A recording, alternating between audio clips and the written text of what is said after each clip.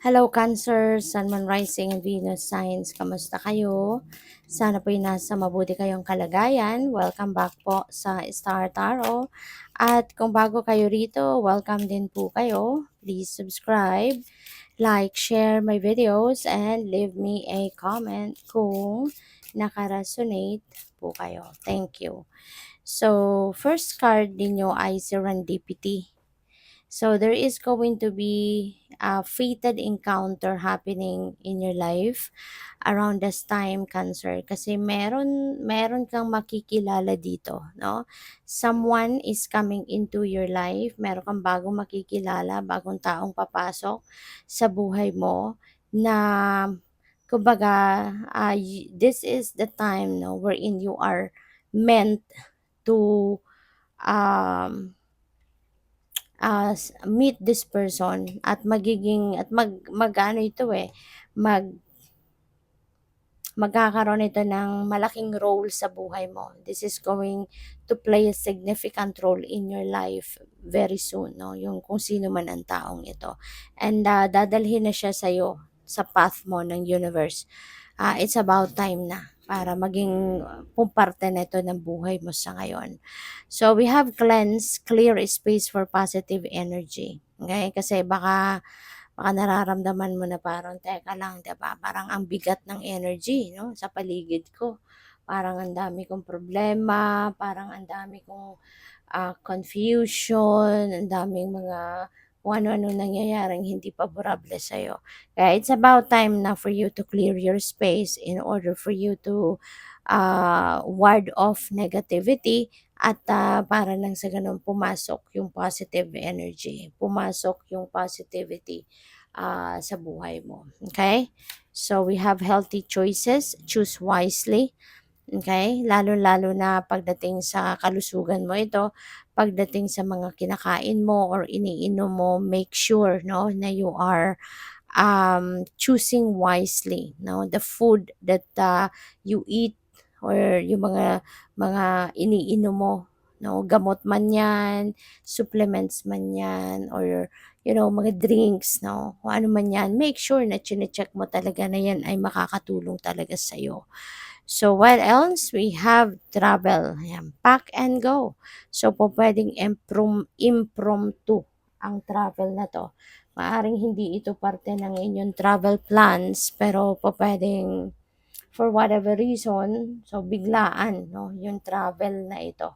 So, it could be related to work, could be related to business, or pwedeng personal affairs, no, or family. So we have the reciprocity. Give help and receive help. Okay? Cancer. So most probably, yung effort mo ngayon, no, maibabalik na. 'Di ba? Yung effort na binibigay mo kunyari sa person mo, sa mahal mo sa buhay, maaring talagang you are exerting extra effort para maiparamdam mo sa kanya yung iyong pagmamahal, yung inyong concern, yung inyong pag-aasikaso sa kanya. And finally, no, maaaring napapansin niya yung effort mo, napapansin niya yung sipag at tiyaga mo, 'di ba, sa pag-aalaga sa kanya, pagpapakita ng iyong pagmamahal sa kanya, and maybe binabalik niya din 'yan sa iyo sa ngayon, or maybe ibabalik niya din 'yan sa iyo. Kumbaga, he or she is going to reciprocate that effort na inaalay mo sa kanya, no? So that's really beautiful. So we have treasure, protect your energy and space kasi 'di ba? Napakahalaga nito. Napakahalaga ng peace, 'di ba? Walang ano 'yan eh.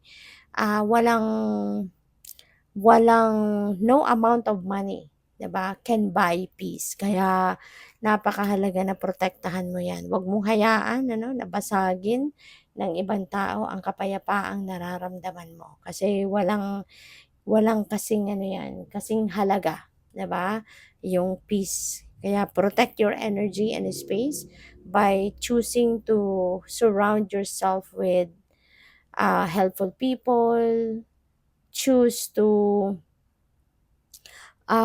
choose people, no, to ano, yung mga taong supportive, mga taong positive thinkers, yun ang ipalibot mo sa ano mo, sa sarili mo. We have adventure, Be open to new experiences. Alright? So, maaring iba sa inyo, baka yung adventure na to could be related to travel.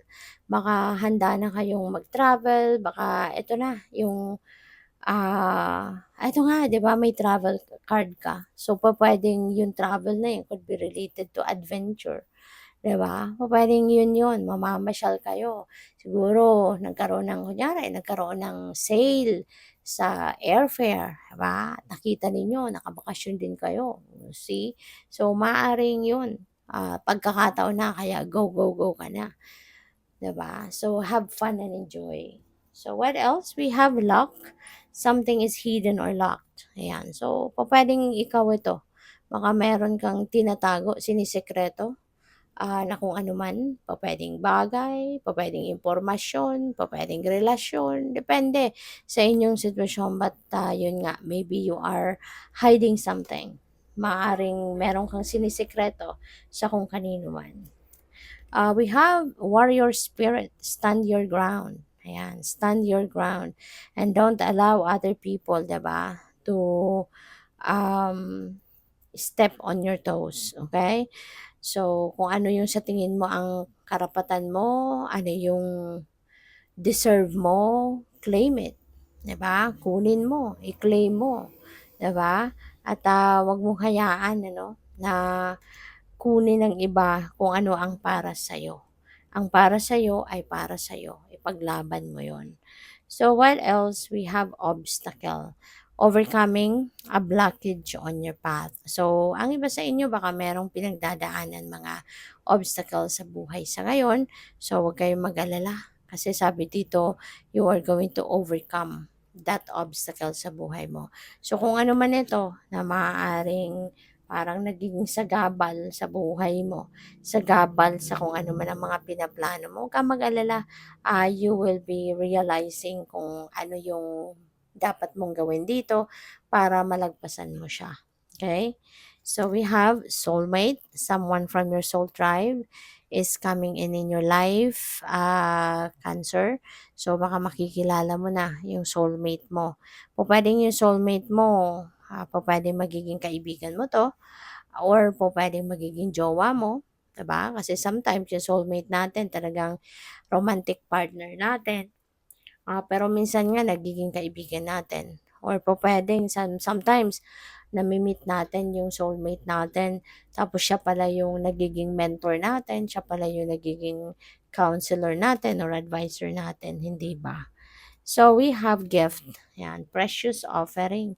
So, merong magraregalo sa'yo, something na very precious. Could be a big amount of money, pupuwedeng, ah, pupuwedeng alahas 'yan, pupuwedeng ano din ito, um, inheritance, 'di ba?